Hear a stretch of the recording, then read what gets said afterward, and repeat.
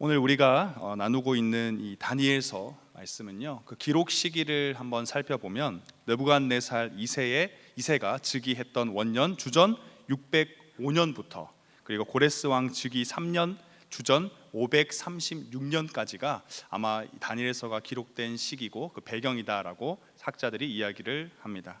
그 중에서도 우리가 주목해 봐야 되는 시기는 느부갓네살 왕이 통치하던 시기입니다.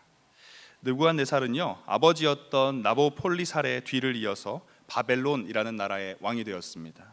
그가 다스리던 시기에 이 바벨론은요, 정말 초특급 강국이었습니다. 가장 전성기를 누리던 시기였습니다.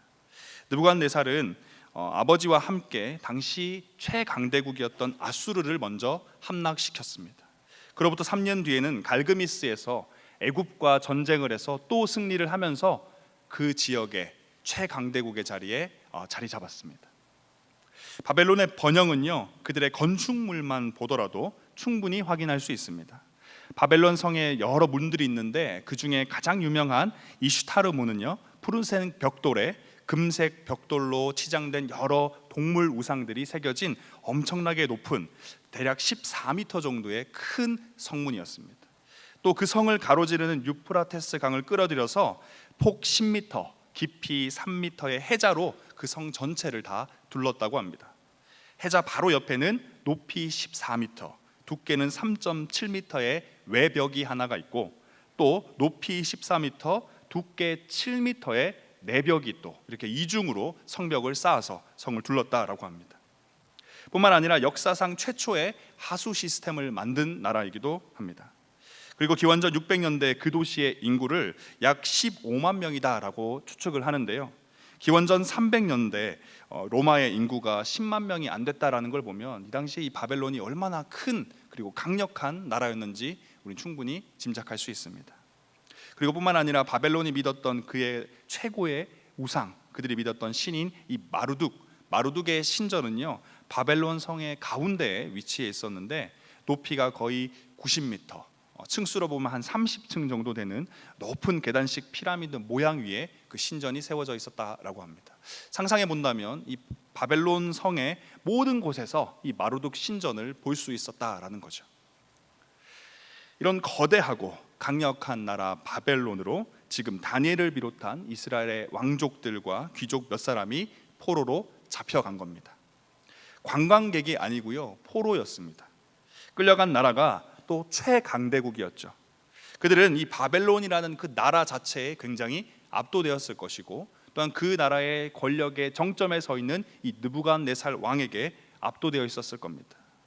이런 상황 가운데 있던 이스라엘 포로들을 향해 느부갓네살 왕은 다음과 같은 요구를 합니다. 3절부터 5절입니다. 왕이 환관장 아스부나스에게 말하여 이스라엘 자손 중에서 왕족과 귀족 몇 사람 곧 흠없고 용모가 아름다우며 모든 지혜를 통찰하며 지혜에 통달하며 학문에 익숙하여 왕궁에 설만한 소년을 데려오게 하였고 그들에게 갈대아 사람의 학문 언어를 가르치게 하였다.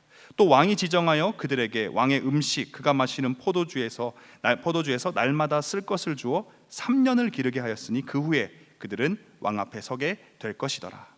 이스라엘 포로들은요, 왕궁에 설만한 소년으로 3년 동안 왕이 준 음식과 포도주를 날마다 먹으면서 바벨론이 가르치는 이 학문을 배워야 했습니다. 그리고 난 다음 이 느부갓네살 왕 앞에 서게 되는 거죠. 이러한 요구를 지금 느부갓네살이 이스라엘 포로들에게 하고 있는 겁니다. 그리고 그 포로들 가운데 다니엘, 하나냐, 미사엘, 아사랴가 있었습니다. 환관장은요, 먼저 이들의 포로의 이름부터 바꿉니다. 다니엘의 이름은 벨드사살로, 하냐냐의 이름은 사드락으로, 미사엘의 이름은 메삭으로, 아사랴의 이름은 아벳누고로 바꿉니다. 이들이 처음 가졌던 그 이름의 뜻과 개명된 이름의 그 뜻을 살펴보면 굉장히 흥미로운데요, 다니엘은요, 하나님은 나의 심판자다라는 뜻입니다.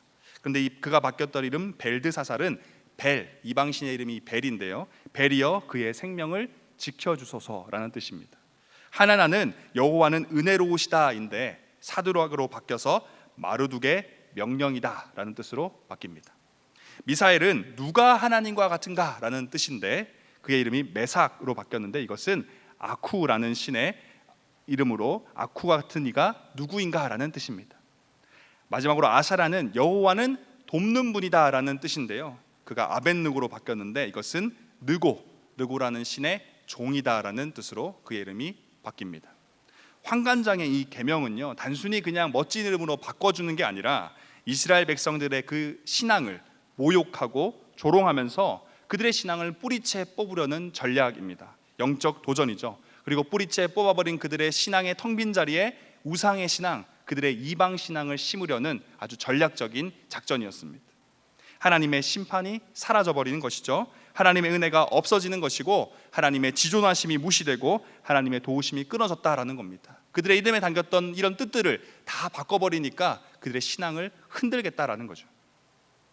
이렇게 다니엘, 하냐냐, 미사엘, 아사랴가 포로로 잡혀가서 지내야 했던 바벨론의 나라의 문화가 이러했습니다. 여러분, 오늘 함께 나눌 본문에 등장하는 다니엘, 하냐냐, 미사엘, 아사랴의 삶의 모습을 쭉 살펴보면요, 그들이 처한 상황을 잘 들여다보면 현재 우리의 삶의 모습과 굉장히 닮아 있습니다.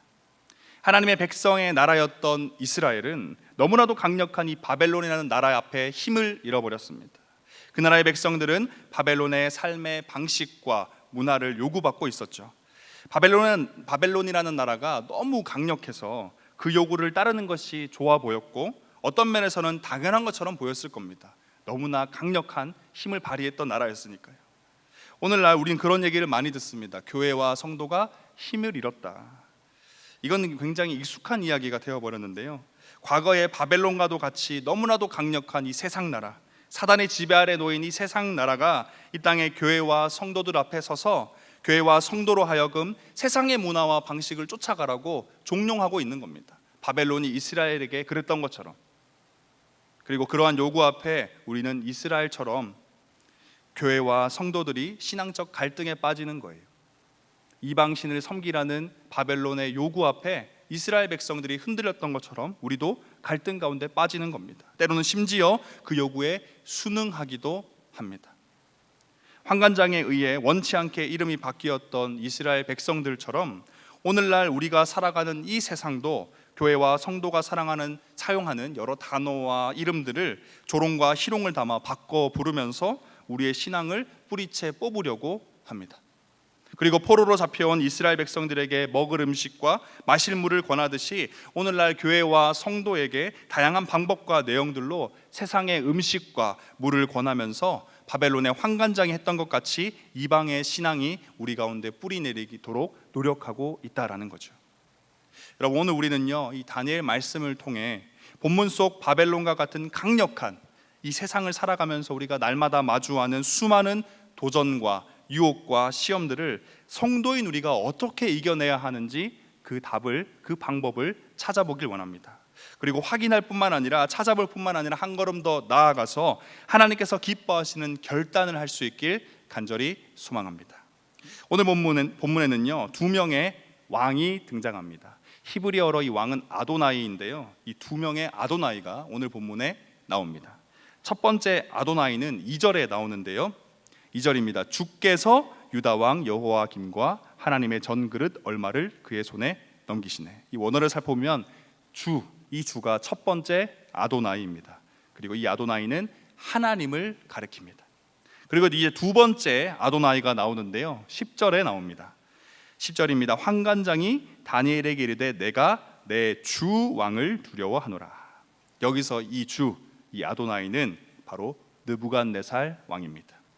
이 느부갓네살 왕은요, 참된 왕, 참된 신이라고 할 수 있는 하나님과 대적하는 세상 나라의 왕이다라고 할 수 있습니다. 그런 점에서 이 다니엘서를 쭉 살펴보면요, 다니엘서는 1장에서 등장한 이 두 아도나이, 느부갓네살과 하나님, 이 두 왕이 다스리는 그 나라, 두 왕과 두 나라의 대결을 다니엘서는 기록하고 있습니다. 이게 바로 다니엘서 전체의 주제라고 할 수 있는 거죠. 우리는 그 대결 가운데서 각 나라에 속하는 백성들의 삶의 태도에 주목해야 됩니다. 하나님 나라를 살아가는 백성들의 태도, 그리고 세상 나라를 살아가는 백성들의 태도를 우리는 한번 살펴봐야 합니다. 다니엘서 1장은요, 우리에게 화두를 던집니다.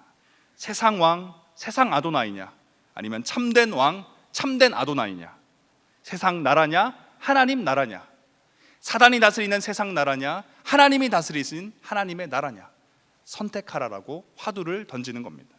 누가 너의 왕이냐라는 거죠. 그리고 이 질문 앞에 오늘 본문 속 주인공이라고 할 수 있는 다니엘, 하나냐, 미사엘, 아사랴는 확고한 결정을 내립니다. 8절입니다. 다니엘은 뜻을 정하여 왕의 음식과 그가 마시는 포도주로 자기를 더럽히지 아니하리라 하고 자기를 더럽히지 아니하도록 환관장에게 구하니. 오늘은 이 8절 말씀을 중점적으로 살펴볼 텐데요, 왕의 음식과 포도주가 자신을 더럽힐 것을 알고 다니엘은 자신을 더럽히지 않도록 뜻을 정하고 환관장에게 요청합니다. 여기서 다니엘이 자신을 더럽히지 않으려는 이 태도는 레위기 11장 45절의 말씀에 근거한 것인데요, 나는 너희의 하나님이 되려고 너희를 애굽 땅에서 인도하여 낸 여호와라.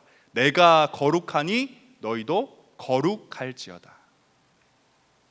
하나님께서 이제 막 출애굽한 이스라엘 백성들에게 요구하셨던 이 거룩은 결국 정결함, 깨끗함을 의미합니다. 그리고 나아가서는 이방 사람들과는 구분되는 이 구분됨을 또 의미하는 거죠.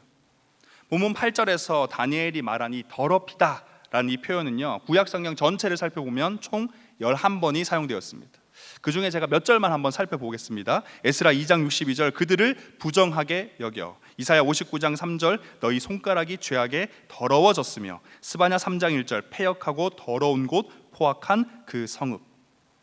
이 더럽히다라는 이 단어들, 구약에 쓰인 이 11번의 이 더럽히다라는 단어들을요 쭉 한번 살펴보면 이 더럽히다라는 의미는 하나님의 입장에서 보기에 더러운 것입니다. 그냥 다 더럽다가 아니라 하나님의 입장에서 보기에 더럽다라는 거예요. 다시 말해서 출애굽한 이스라엘 백성들에게 하나님께서 요청하셨던 그 거룩을 잃어버렸다라는 뜻이다라는 겁니다. 여러분, 여기서 우리는요 바벨론과 같은 이 강력한 세상, 사단이 다스리고 있는 이 세상 나라를 살아가는 하나님 나라 백성의 중요한 삶의 태도 한 가지를 발견할 수 있습니다. 다니엘은요 자신의 왕이 누군지 정확하게 인지하고 인정하고 있었습니다. 비록 지금 자신에게 무언가를 요구하고 있는 이 느부갓네살이라는 사람이 자신의 나라를 멸망시키고 주변의 수많은 나라들을 굴복시킨 어마어마하게 강력한 나라의 왕이지만 다니엘은요 그를 자신의 왕으로 섬기지 않았습니다. 심지어 느부갓네살 왕의 권력이 가장 강력하게 미치는 이 바벨론 성 그 한가운데 살고 있었지만 다니엘은 느부갓네살이 아닌 하나님을 왕으로 섬겼습니다. 하나님이 자신의 왕이셨기 때문에 그는 하나님을 따랐던 겁니다. 여러분, 바벨론의 백성들에게, 그 나라 신하들에게도 이 초강대국 바벨론 왕이 하사한 음식이 더러운 걸까요?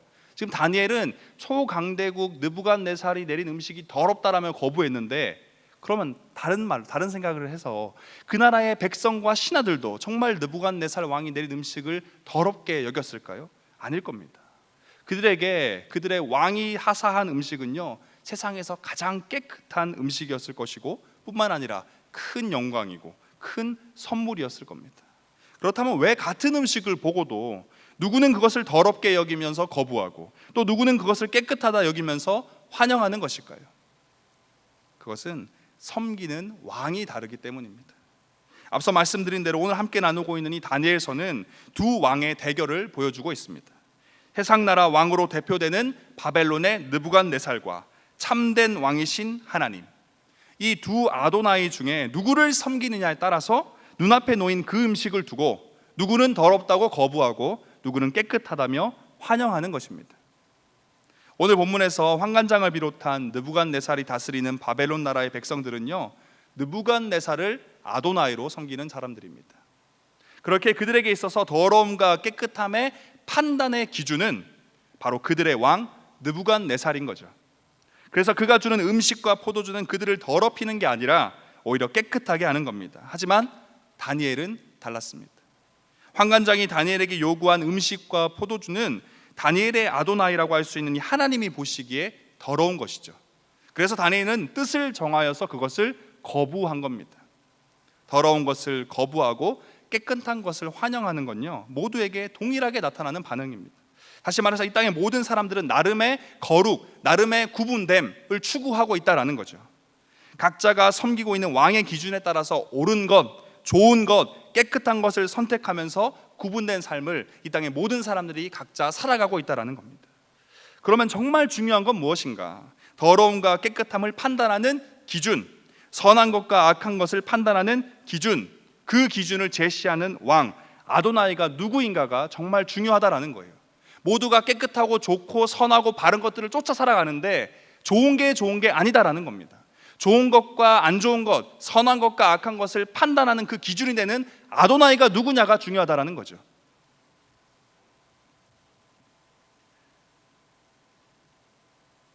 그렇게 하나님의 나라의 백성은요, 출애굽한 이스라엘 백성들에게 하나님께서 요청하셨던 것, 내가 거룩하니 너희도 거룩하라라는 이 요청처럼 하나님이 보여주시는 거룩, 하나님이 원하시는 깨끗함, 하나님이 말씀하신 옳은 것이 무엇인지 고민하고 그것을 선택할 수 있어야 합니다. 더럽다 깨끗하의 기준이, 옳다 그르다의 기준이, 좋다 안 좋다의 기준이 바벨론 왕 느부갓네살이 아니라 참된 왕이신 하나님이 되어야 한다라는 겁니다. 사랑하는 참곡 모든 형제 자매 여러분, 하나님의 나라 백성은요, 왕 대신 하나님을 기준으로 삼고 살아야 합니다. 하나님 이외에 세상 그 무언가가 우리의 기준이 되어서는 안 된다라는 겁니다. 하나님이 보시기에 깨끗한 것인지 더러운 것인지를 판단해야 합니다. 하나님이 보시기에 옳은 것인지 그른 것인지 판단해야 합니다. 이것이 바벨론과 같은 강력한 세상 속에서 살아가는 하나님 나라 백성의 중요한 삶의 태도입니다. 하나님이 우리의 왕이심을 기억하고 인정하며 그 하나님을 기준으로 삼아서 거룩한 삶, 깨끗한 삶, 옳은 삶을 살아갑시다. 이것이 우리에게 필요한 삶의 태도입니다. 8절에서 또 한 가지 우리의 눈길을 사로잡는 부분이 있는데요, 바로 뜻을 정하여라는 부분입니다. 환관장을 통한 느부갓네살 왕의 요구에 대해서요, 다니엘은 자신의 뜻을 정확히 했습니다. 주변의 상황과 조건에 의해서 어쩔 수 없이 등 떠밀리듯 정한 것이 아니라 자신이 주도적으로 자신의 의지를 가지고 뜻을 정했습니다. 다니엘이 뜻을 정할 때는요, 그에 대한 어떠한 안전도 어떠한 긍정적인 결과도 보장되어 있지 않았습니다. 다니엘이 뜻을 정했을 때의 상황은 어땠나요? 그 누가 보아도 지금 포로로 잡혀온 당시 최강대국의 왕의 말을 정면으로 대적하는 결정이었습니다. 5절을 보면 왕이 직접 그들이 먹을 음식, 마실 포도주, 날마다 필요한 것을 챙겨주고 그렇게 3년 뒤에 왕 앞에 설 것이다 라고 했죠. 그런데 다니엘은 이러한 왕의 명령을 듣고도 그에 반하는 것을 자신의 뜻으로 정했습니다. 8절의 이 뜻이라고 번역된 이 단어의 원어를 살펴보면 그 단어의 뜻에 심장이라는 뜻이 담겨 있습니다. 심장. 이런 점에서 본다면 지금 느부갓네살 왕 앞에서 다니엘이 정한 이 뜻을 정하였다는 이 다니엘의 심경에는요, 가볍고 쉬운 결정이 아닙니다.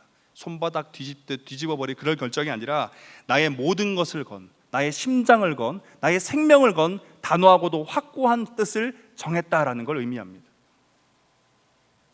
참고 형제 자매 여러분, 그의 이런 모든 것을 건 단호한 결정은요, 바벨론 나라에서 보기에는 왕을 대적하는 충성되지 못한 결정이었겠지만 하나님이 왕으로 계신 하나님의 나라에서는 가장 충성된 결정이었습니다. 그런 점에서 다니엘은요, 충성된 자였습니다. 그는 자신이 섬기는 왕이신 하나님의 마음에 합한 것이 무엇인지 정확히 알고 있었고, 그래서 그는 하나님의 마음에 합한 것을 자신의 뜻으로 정했던 겁니다. 그리고 다니엘은 자신의 뜻을 정할 때 그로 인해서 앞으로 일어나게 될 일들은 주목하지 않았습니다. 다시 말해서 자신을 포로로 잡아온 나라의 왕의 명령을 거부함으로써 겪게 될 것들은 그의 머릿속에 계산되어 있지 않았다라는 거예요. 그런 것들은 고려하지 않고 하나님이 원하시는 게 무엇인지만 생각하고 그것을 자신의 뜻으로 확고히 삼았다라는 겁니다. 그는 오직 자신이 섬기는 참된 왕이신 하나님을 대적했을 때 겪게 될 그 일, 그것만을 두려워하며 자신의 뜻을 정했습니다. 비록 그가 이방의 신에게 자신의 생명을 지켜달라라는 뜻의 벨드사살이라는 이름으로 불려왔지만 그는 여전히 자신을 다니엘로 기록하고 있었다라는 거죠. 아까 이름의 뜻이 무엇이라고요? 하나님이 나의 심판자다. 하나님이 나의 심판자라는 것이 그의 마음 가운데 깊이 새겨져 있었으니까 그는 정말 심판자, 참된 심판자 대신 그 하나님의 뜻에 합한 것을 자신의 뜻으로 정했다라는 겁니다. 여러분, 하나님 앞에 확고한 뜻을 정해 살아가는 것, 이것이 진심으로 전심을 다해 하나님을 왕으로 섬기는 자의 삶의 태도입니다. 이러한 다니엘의 태도는요, 오늘날 이 시대를 살아가는 우리에게 큰 도전을 줍니다. 사랑하는 창공 모든 형제 자매 여러분, 여러분은 여러분의 왕이신 하나님을 위해 뜻을 정하셨습니까? 언제 어디서든 오직 하나님의 말씀만을 따르겠다고, 회사에서 무언가를 선택할 때, 어떠한 행동을 하고 무언가를 말할 때, 학교에서, 학원에서, 가정에서 무언가를 선택하고 무언가를 말하고 행동할 때, 정말 여러분들은 하나님의 말씀만을 따르겠다는 확고한 뜻이 정해져 있냐라는 겁니다. 오늘 본문 속 다니엘을 한번 보면요, 얼마나 절호의 기회인가요? 왕이 주는 음식을 먹고 그 나라의 학문과 언어를 배우며 언젠가 시간이 지나면 하나님 앞에 선다라는 거예요. 3년만 버티면 성공의 길이 지금 그의 눈앞에 펼쳐진 겁니다.